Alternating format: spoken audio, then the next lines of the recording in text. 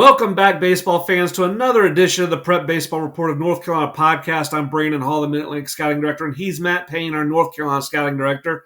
We're going to talk to you about high school baseball and amateur baseball here in the state of North Carolina, as well as what we've seen nationally here recently. Matt, how are you doing? Good to be back on. Yeah, been a solid couple weeks. I know we were, last time we got together, we were able to talk a little bit about the uncommitted seniors and went through kind of a draft on that one. I know we both have gotten a bunch of feedback on that podcast, and some of the things that we did and some of the things that we learned. And real quick, anything looking back at that, anything that really kind of stood out as we went through that process of going through the uncommitteds and trying to pick teams that we could throw up to face one another. I had a really good time doing it. I thought it was a great way to go through some uncommitted guys in the 24 classes. Kind of crazy with the commitments and it being spread out, and my chair just dipped. for you guys on YouTube, that's comedy there. If you're not, you missed it. But I'm going to readjust here. New chair. I thought it was good though. A couple kids committed, that week. So when we did the draft, they were actually uncommitted, but good to see. Yeah, that was we had to get that sucker posted quick one day because I think Brady Williams went off the board about 30 minutes before I posted, and I was like, okay, before we start hammering that commitment out, let's get this out because he went fairly early in the draft. I enjoyed that process. I thought one of the things that was interesting was the left-handed hitting commodity, the power hitting versus the running commodity, and then the positional commodities. So, I think North Carolina has always been a state that's had traditionally strength behind the plate. I think the 24 class is similar. I think right-handed hitters are always the last to go off the board because we're all trying to find balance in our orders. And then you look at the number of high-quality right-handed hitters that really do have high grades on them, and then them trying to figure out where they're going to go to school. Some of those guys are still going to land at some very, very good places to play in terms of the pecking order of college baseball. And some of those guys may still, maybe guys that get a chance to play pro ball at some point, down the line. So that idea of when I commit doesn't necessarily line up all the time with what type of prospect I am because of the commodity situation, and guys trying to figure out what their needs are, what the availability is. Supply and demand drives this thing as much as talent. Yeah, I think it's a good time to be a junior college school in Region 10 in this area because you can go out and get some really good players and guys that will have a chance to help you earlier. And I know you talked about the depth behind the plate and several really good uncommitted catchers in that class. And, it'll be interesting to see what happens with those guys over the next 6-8 months. Yeah, you talked about Region 10. I know I went out to Lenoir-Rhyne a couple weeks ago. There's a story posted on the website, the Region 10 Southeast Junior College Jamboree, and got a chance to see Gaston, got a chance to see Flodar, missed CVCC because of some rain. Saw Guilford Tech. Guilford Tech's going to be back in the mix again this year. So I think already we're seeing with the way the portal's playing out, some of the Region 10 coaches are taking advantage of it. Yesterday, I went down to South Carolina. I saw Flodar Scout Day with Sammy and PBR South Carolina. I know Fayetteville Tech and Southeastern Community College have reached out to us. I know we've done CVCC in the past in terms of running scout days for those guys. So their big weekend that we're normally talking about on this podcast was this past weekend. But the ton of rain at Campbell with that system that came through, so that got washed.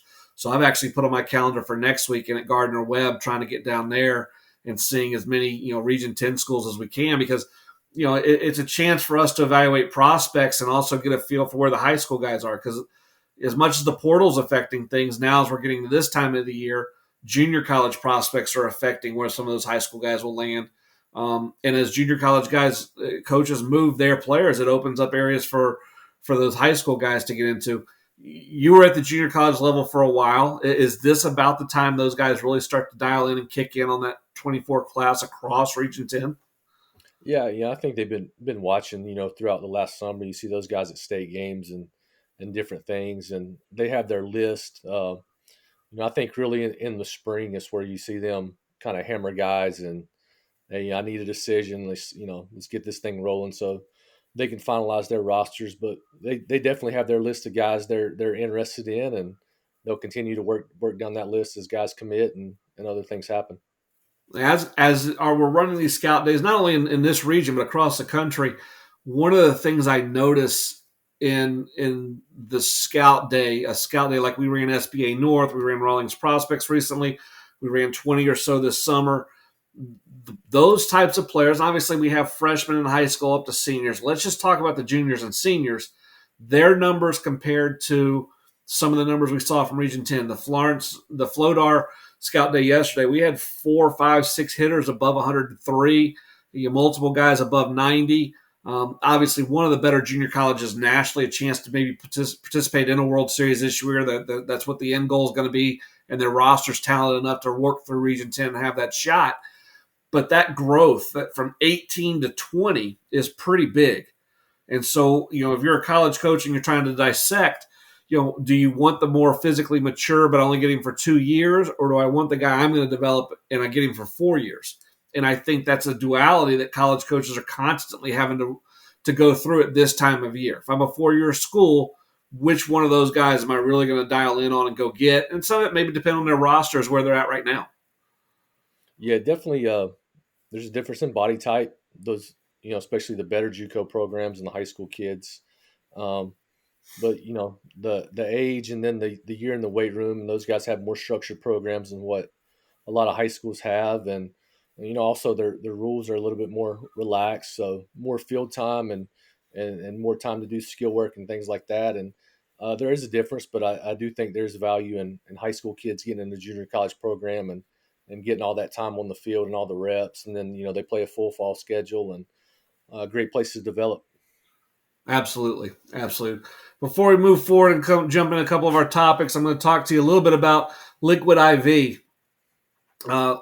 Liquid IV is a very simple packaging. Dump it the one packet into the water and stir it up, and it's good to drink. Tastes great, goes down, and really helps with hydration. And we're starting to see a lot of these junior college guys, a lot of these high school guys play multiple games in a day, trying to recover. We've seen football guys trying to play on the weekend. So hydration, as with any time of the year, is a constant must. One stick of Liquid IV and 16 ounces of water hydrates you 2 times faster and more efficiently than water alone. 12 delicious flavors, contains 5 essential vitamins, including B3, B5, B6, B12, and vitamin C, with 3 times the electrolytes of traditional sports drinks. Made with premium ingredients, non-GMO, and free from gluten, dairy, and soy. If you're interested in Liquid IV, you can go to their website, liquidiv.com. You get 20% off when you use our code PBRNC23. That's 20% off anything you order when you shop Better Hydration today using the promo code PBRNC23 at liquidiv.com. Matt, one of the things that our company has really worked and strived to since you and I kind of came on board, and it's continued to grow and grow and grow. But we jumped into it this week, and we held our first ever All-American game, bringing players in from all across the country, and unique format with the 24s playing the 25s. So we had a team of 2024s. I think it was about 20 players, and a team of 2025s is about 20 players. I went up to Milwaukee. We were at the Brewers Stadium, American Family Field, Life Field, whatever that was, and just an incredible experience for those players. I enjoyed myself. I know you were out covering tournaments and dodging some rain bullets around here, but outside looking in, what did you kind of see and what did you kind of enjoy watching that? It looked like they did their best to make a big deal out of it for the players and try to give them a professional experience. And obviously we had three North Carolina kids there from the 25 class, and we've talked before, the 25 class is, probably more talented than the 24 class, and the 25 class walked away with a win up there. They did. And, in building this and moving to the future, it'll be interesting to see. I know we lost some 2024s off of the Team USA club as they got back from Taiwan. They made a decision to shut it down. One of those that didn't, fortunately for us, was Coy James. Coy played this summer, was fortunate enough as a younger player to make Team USA's 18U team and went to Taiwan.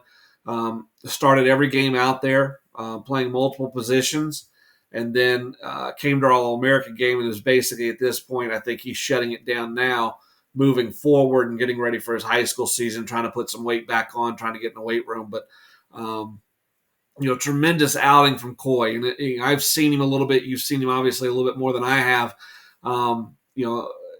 His athleticism stands out. He does a lot of things with ease, but I was extremely impressed with how strong he is offensively. There's bat speed, there's quickness, there's barrel ball ability. He recognizes breaking ball. All these things you can check the box, check the box, check the box. But when you put him in a workout day with some of the elite power guys from across the country, even at 6'1", 170, he's hammering balls off the wall when a lot of guys, with the way the wind playing, the field was playing that day, weren't getting there. And it was just ball after ball after ball. And, he really jumped out after that. And then as the day went on, he ran a 6'8", 60. He's going to run better as he gets stronger. And then they put the infield workout, and we could talk about this infield workout. I thought it was a really good idea. Basically put a clock on them. And they put 3 guys at shortstop and 1 fungo hitter, and said, okay, we're going to hit it at you for about a minute and a half. Then we're going to go to your left for a minute and a half. We're going to go to your double plays for a minute and a half. We're going to go to your right for a minute and a half. And so it's him, Jackson Holiday, and I think Billy, it's a Vanderbilt commit, Billy Carlson from California, 3 of the top 25, players in the country, and they're taking ground balls one behind the other, bang, bang, bang, bang, bang. And you really get to see how those guys compare. And Coy really held his own. And you've seen him. He's played a bunch of different positions, but, I think from a draft standpoint, it helps him if he can really profile as a shortstop, even if that doesn't necessarily mean where he's going to be, as he gets through pro ball, whatever age that becomes. Your thoughts on that? He's a really good athlete, and I think what you've seen since we first saw him as freshman, sophomores, he's become more polished defensively. And I think his first year with Team USA, I think he was a little more time in the outfield, and then he goes with those guys this year and spends his time on the infield. And we know he can hit, and it's it really advanced at the plate, but the polish he's added to his game defensively over the last year and a half has really been impressive, and he got to show that off this week in Milwaukee. One of the neat things about being around these guys all weekend, and the way the setup was, is basically when you walked into the hotel, the main lobby was off to the right, but just off to the left, we had taken over the first 4 meeting rooms that were on the same level as that lobby. And so every time those guys got off the bus, we kind of directed them in there. And then we had things set up, whether it was college football or Xbox systems or pool tables or the cornhole or, snacks, anything and everything. We could all filter them there. So a majority of the time that while the guys were there, if they were not sleeping and we weren't on the field, they were in those ballrooms. And so we got a chance just to kind of hang out, mingle, watch. And you're talking about, quote unquote, some of the most famous baseball players in the country in terms of high school. And I thought it was really interesting. A couple things that stood out. One, most of them are uber competitive, like ping pong games and cornhole and the Xbox games, playing Madden and playing baseball and playing NBA 2K or whatever. They got fiery. They got heated. Nobody ever went over the line, but you're kind of keeping an eye on those guys, making sure they didn't go over the line. And they wanted to win. And so that was the first thing that stood out. But the second thing that stood out is very few of them kept to themselves. They wanted to learn from other guys that were there. They wanted to talk to them, and you could find guys talking, especially after the workout day, as they'd seen them a little bit more in action, a little bit more close up, talking about swings, talking about what their thought process is on ground balls, why they did this, or this, where are they training? What's their plan after this? When are they shutting down? When are they getting in the weight room? What's their plan in the weight room? And so you had all these different conversations going on, and Coy was extremely accessible to the guys that were there. And again, he's, because of the 2 years with Team USA and the teams that he plays for in the summer, very, very quote unquote famous player in the 2025 class. But it was interesting to see how accessible he was to players that he was meeting for the first time. That was something that was really neat that came out of that event because those guys spent so much time together. Yeah, he's a fun kid to talk to, and those guys play against each other so much too. Whether it's on the summer circuit and Lake Point and Hoover and all those places, so they see each other play and kind of have an idea what they can do. But when you get on the same team or spend a few days together, I think they really get to ask questions and learn more about the training process and what those guys like to do. Yeah, even on the coaching staff, so Matt Holliday coached one club, a potential future Hall of Famer, and he's hanging out and watching guys play Madden, and talking to guys down there. And then you had Michael Bowden, who was a high level selection from 2003, 2005, maybe somewhere in that area. But he was the first player ever on a Prep Baseball Report magazine when it was just Illinois and Indiana, and trying to spotlight a guy, and Michael was the guy. Those guys were accessible as well. We had two high school coaches who have had extensive time with Team USA, one from Parkview, Georgia, one from California. And, again, those guys working with those players and seeing those players and talking to those players. And it really a neat experience getting them to relax so that they can enjoy the process, enjoy the day, and enjoy the game time festivities as well. So our two pitchers that went, we're going to talk about Josh Hammond in a minute, who stole the day. But Tyler Baird, again, just an incredible person in being around him. He was one of those guys that every time you looked up, he was in the middle of a ping pong match, in the middle of a cornhole match, was challenging somebody to do something. He wanted the competition. He wanted to be in those game type plays.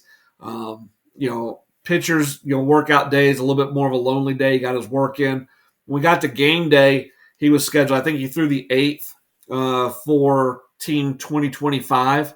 I was actually in the 2024 bullpen. I was running that bullpen, trying to make sure we kind of stayed on schedule with those guys. His stuff plays, man. I mean, even in an inning where it got a little bit long and we had to go get him, some things went against him. Most of our staff, most of the scouts there came along going, he's got a chance to be really good. Did you get a chance to see any part of his outing, with the live feed or with some of the video afterwards? I saw a few clips on social media, and it looks like what we've seen in person.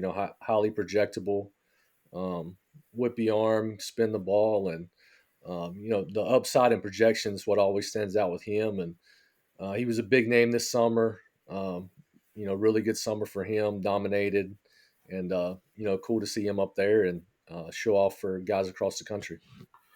Yeah, maybe not an event where he's got a chance to really shine, because I think where he shines is over the course of an outing, where he can really feature second time through the order, a different way to attack, third time through the order, a different way to attack. But from my view, his ball is just taking off out of his hand. I mean, it's coming out and it's just darting into right-handers. I mean, heavy, hard, late sink, and handcuffing his catchers at times. And you're gonna, if you go back and watch that game on YouTube, you're gonna see some catchers box some balls. One, the stuff was elite, but two, those shadows with the way the windows are. The Brewers ground staff was like, we don't play at 3 because of these. We don't have a single 3 o'clock game throughout the entire year because of that.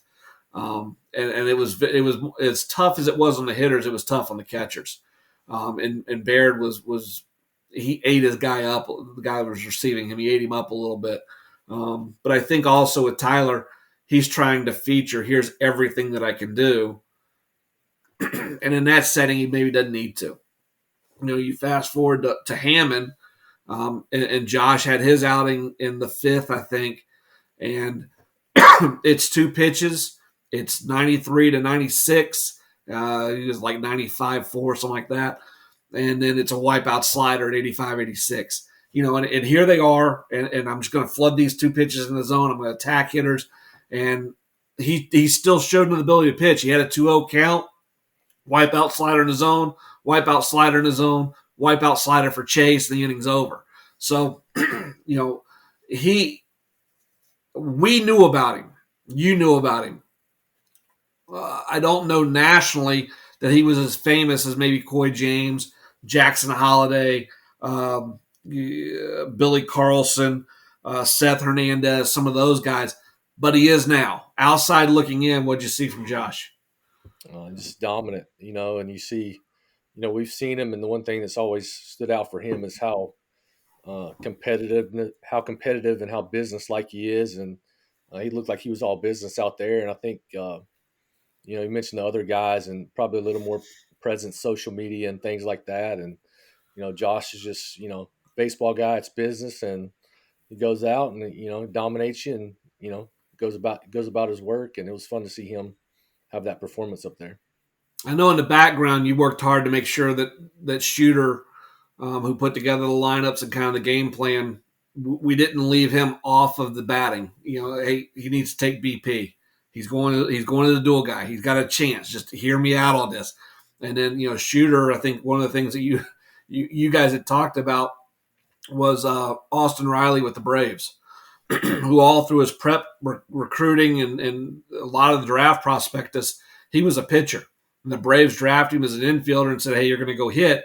And so all these things that he had gone to, he goes to as a pitcher. Now he's playing third base in the big leagues. And that came up with Josh. Hey, I know this the pitching's leading, but we don't want to leave that bat behind, because what happens in 6, 7, 10 years if he's playing third base in the big leagues, he's not on the bump. And you had a lot to do with that. His BP on the workout day was very, very loud. Very loud. His BP on the game day, he was launching balls in the second deck at the Brewer Stadium. And he was the first right-hander to do it. A couple other behind him. When Jackson got in there, Jackson was taking some the other way and showing some elite power. But Josh's bat speed, his barrel contact, and then what happened after that was different than a lot of other hitters. And I think that shocked some people. And then he gets in the game, and right after he pitched, he pitches, shuts it down, 3 Ks. 2 hitters later, runner on second, bang, doubling the gap, gets an RBI. And, it's just, Josh being Josh. He's a good baseball player. He was put on a stage and he performed. It was a lot. He went to Junior Futures with us a couple years ago, and has an impressive outing down there, and hit really well, and high baseball IQ, played shortstop, and just a good overall baseball player who really stood out and won MVP up there. Yeah, baseball family. His dad played at Charlotte. Was very, very highly thought of. He may even have his number retired there. I don't remember. If not, he's in the mix. And then he played pro ball for a while. He coached at Wake Forest. After being a high school coach at Westchester Country Day, he was a volley at Wake Forest. Now he's the head guy at High Point. And so the family's grown up in it, and I think that stage didn't shock Josh. He took it as a challenge. I can do anything these other guys can do. Maybe I'm not as famous as them right now, but give me a weekend, because I may turn that page on you. And so from our standpoint, not shocked. This is what Josh does. I think from standpoint of some other people across our territories, people within our system, PBR, that maybe don't know Josh as well, man, what a great performance out of nowhere. And it wasn't. That was just Josh being Josh. Yeah, great week for him, and fun to see all the North Carolina guys stand out like they did up there and represent our area really well. Moving forward, I don't know where the event's going to be next year. They've talked about a couple different places. It is going to move around. We are going to take that thing on the road a little bit and take it to some different territories. Right now, it's going to stay 2020, the junior class versus the senior class. So I think that's going to be a really interesting way that we do it. That's different than a lot of other people. It creates some competition, allows scouts to get a little bit of a jump on some of those underclass guys as well, and comparing them to the current draft class and kind of seeing where things are going to be in a year. One of the things that we had a chance to do just prior to the All-American game, though, is you and I spent some time in High Point, a pro-driven event, the South ATL Border Battle, where the area pro scouts are putting together teams based on their area and based on their grad year. So on Friday night, I saw a bunch of 26s and 27s, a lot of 26s, a couple 27s. And then on Saturday and Sunday, we had games where 24s played 24s and 25s played 25s, representing their area scout for whoever had that area. So the Red Sox were North Carolina in the 24 class. The Mets were South Carolina in the 24 class. Let's kind of start first with that 24 class, Matt. You and I were both there on Saturday. I stayed on Sunday and battled the rain. What does that event do for you as you just finished rankings? You're kind of getting a chance to now resettle back in and start the evaluation process, not from new, but again on some of these guys, and you get a chance to see a workout, you get a chance to see a game. Any thoughts in terms of what we saw, what we've heard versus boom, what you see on the field in person? It's good to put eyes back on those guys again. We typically see them at a preseason event, and then state games. We may run into them somewhere else, but really that's our big look at those guys post summer and a chance to see them in the fall, and before we see them again next spring, and kind of see how the ranking matches up and see where those guys are at. If anybody's made a jump and things like that, and especially the position player guys, getting to see them take some at bats against some arms, going out there for 2 innings and blowing it out. And like most things are, it's a pitcher driven event, but you know thought the North Carolina guys handled it well. Sawyer Black, former future game guy with us. I thought he's continued to develop. Smoked the ball off the wall, and He had another one on Sunday too. Of the hitters at the event, he produced. yeah, And what does one weekend mean in turn? Well, at that event with that many pro scouts on it, means those guys are going to go back in and see him play, which they were going to go in and see Wesley and Christian anyway. But yeah. don't be shocked if we don't look up in the middle of spring and he's on some draft boards, because pro scouts are going to be in there throughout the year, with the talent they have on that roster. Yeah, and, if you're Liberty in there, you see that, you think that's a guy that can contribute right away too. And Mason Hughes, big week at state games. Good to see him again. Left-handed hitter. Like the bat there, and Brandon Novy from Pro 5. I think has always been a big kid. I think he's got stronger. Had some good at bats. Levi Brown, another Pro 5 guy. I think defensively, he really stands out with what he can do in the middle there, and another guy that's added weight in that Pro 5 program. And Jaden Knight was a guy, he's been kind of hard to see for us at times with where he plays and different things like that. But I thought he looked much more comfortable than what I'd seen from him in the past. Those guys you just mentioned, fairly physical. Jaden Knight, 6'1", 185, and he's got strength in his legs. I mean, it's defined strength in his legs. Brandon Novy, 6'4", 225, and he is filled out. I mean, he is a man in the box. And Levi Brown, 6'3", 180. I think he's a little bit on the body's still maturing versus those other two. But let's talk a little bit about those power bats and trying to evaluate power at this level, how power is going to translate, and then also how does the hit tool affect power?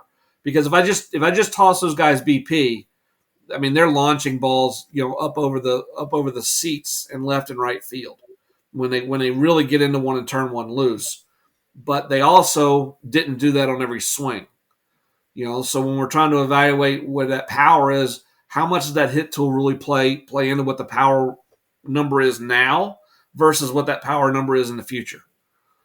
Yeah, I think a lot of it's how much effort they put into it in BP. Like there's guys that can turn and burn and launch balls out pool side, and then you see some other guys that drive some balls the other way a little bit. And I thought Novi did that, and obviously Black did that. They showed the ability to drive the opposite field gap, and some other guys are in there just launching it pool side and maybe raw power, but you talked about how well Black swung it. It's got to show in the game a little bit too. And the ball, I saw him smoke off the wall. It was just kind of dropped barrel on a pitch down and in and jumped off the bat, and you see that game power a little bit. Absolutely, yeah. I think it's one of the reasons that for me, Brandon Novy is pretty safe getting to state. Yeah, and I may all it takes is one scout. Jaden Knight, I think is fairly. I'm fairly safe with him getting to Notre Dame. The hit tool and the ability to handle 88 to 92 and find the barrel consistently enough, it's still developing. It still needs some time to polish, especially when you're going to talk about making that jump. When you make a jump from high school ball to A ball, that may be the best fastball you ever see. Day in and day out, the average fastball in A ball may be better than the average fastball in the big leagues in terms of pure velocity, because that's all those guys are. A lot of those guys are doing is just seeing how hard they can throw it. They have no idea where it's going. They're not really using sink or ride or anything like that. They're just going to fill it up. So, letting those hitters develop on a little bit more of a steady track, whereas you get to college, you're going to see some 88 to 92. You're going to see some 92 to 95. You're not going to see 96, 97 every single day. And allowing those guys to develop. I think that's a hard thing for scouts to project too. Which one of those guys is really going to fine tune the hit tool enough so that they're constantly on the barrel. When you think about Barry Bonds and the years he had where he's hitting all his home runs, the power, the power was there. I mean, you go back to even when he was with the Pirates, he's hitting balls into the third deck in Pirates Stadium. He had power. What happened later in his, among some other things, what happened later in his career was he was on the barrel every time he swung the bat, which is just insane to think about. Jose Canseco and Mark McGuire, when I'm growing up, they miss hit balls that would get out because they were so strong. Their power number was through the roof, but their hit number, as they got a little bit older, continued to grow. And the more they found the barrel, the more home runs they would hit. And so I think that's what we're looking for some of these bigger guys is just that control of the barrel constantly. And you played in the minors. It's a jump. Even coming out of a really good program in NC State and going to the minors and seeing the velocity day in, day out, day in, day out. It forces you. Are you on the barrel enough? Yeah, I think that's we talked about Coy earlier. That's one thing that separates him from a lot of other guys in both classes is some of these guys are making adjustments week to week and really hot one week, cool off a little bit one week. Coy's kind of doing it pitch to pitch at times. Some of the Right. arms he's seen with Team USA and East Coast Pro and things like that is he adjusts in the at bat and has a ton of barrel control. One of the guys that you didn't get a chance to see showed up on Sunday. He was on a visit. He's committed to Chapel Hill. Cobb Hightower played Sunday, homered in his first at bat, and he looked the part. I mean, he took a really brief infield outfield, very comfortable in the box. Obviously, would love to have seen him for 2 days. We're going to see him throughout the high school season, but I think he'll be an interesting follow, just as that athlete baseball player, where maybe the future projection is somewhat limited. But are there scouts that fall in love with what he does now, and are the tools loud enough now to maybe get them thinking, will he bypass Chapel Hill? And so forcing those scouts to go in there again. Scouts are going to be at East Rowan. So, they know their way there. If we turn to the younger guys, I know a lot of our guys played with the Giants, but they were sprinkled between the Giants and A's. We saw some guys that are new to the area, some guys that have transferred into Pro 5, some guys that transferred into Combine, so that was good to go. For me, one of the guys that stood out, again, a former junior future games guy, Caden Hart. Caden's a guy that we had not seen a ton of since he'd gotten to high school. He's a high school football player. He's committed to Virginia Tech. It's 5'11", 238, and it's a thick, strong, athletic 238. I mean, it's a wide chest and a wide legs, and on my watch, the unofficial, he ran a 6.60. And then, maybe one of the loudest BPs throughout the event. Didn't necessarily translate in the game. And again, these events are tough because they're getting one shot at a really good arm. But talk a little bit about what you saw to Caden there on Saturday. Just some thumping that bat. And it's quick too. A lot of those guys that are that strong, you look at them and it's all strength. They're mostly strength, and there's quickness through the zone in his swing. And obviously he's a really good athlete. Been a good football player, and that speed and power translates to the baseball field. Kelvin Paulino was good. Pichardo was good. we saw more of Sam Corner. Anybody else on the underclass that kind of stood out a little bit as you're kind of going through the list? And I'm getting ready to start writing a lot of these guys up. I know we saw Ian Williams again, Carlos Diaz again. It's really a good event. And I think a lot like the All-American game, where I'm on in a hotel with these guys and in a bullpen with these guys. The pro scouts are in the dugouts with these guys, and they're getting more than just, can he run, can he hit? They're getting to know some personalities, and that can be a really good thing for some of these guys. Yeah, it's cool for us to get to talk to those guys. You mentioned Paulino. Thought he done really well. And then Ethan Britt, a guy we've seen a ton. Just so fun to watch play defense. And then our three future game guys that were there, McKnight, Williams, and McCory. There's same guy we saw down there. Each have their tools and what they're good at, and they continue to show that. And I think they've impressed a lot of people. Good event. We're always happy to get out there and kind of cover that event and cover players. But as we kind of continue through the fall, it's not always for us just about the draft guys and about the high end guys and the guys that may end up in the SEC or ACC. It's about everybody, and getting a lot of seniors right now starting to call saying, "Hey, have you heard anything? Hey, where do you think I land?" And the thing we keep telling them is more than half of the senior class is going to commit after November than commits prior to the early signing period in November. Still a long way to go before all these teams churn out. I think we're at 175 commitments in the class of 2024 as of this morning. We're looking for 425, 475 is typically kind of those numbers we land in. And we've got two events coming up. We're going to be at Francis Marion teaming up with PBR South Carolina, October 15th. October 15th, you're all over it. And then we're going to be at Catawba, again, teaming up with PBR South Carolina on October 22nd. So any seniors that need to update video, need to have a few more eyes put on them, need to figure out exactly where they think they may land. They're having to reevaluate where they're at. Those two good chances right there for them to come out and play. And again, we're going to do everything we do. The Swift Athletics, the TrackMan, all of our video, all of our workout packages. There's going to be some gameplay controlled. And then we're also going to have some extra video, an extra video company out there doing more in terms of gathering information on some of these seniors and putting some information out through social media. What are you telling seniors right now? Senior colleges says, Matt, Coach Payne, I haven't heard from anybody. What should I do?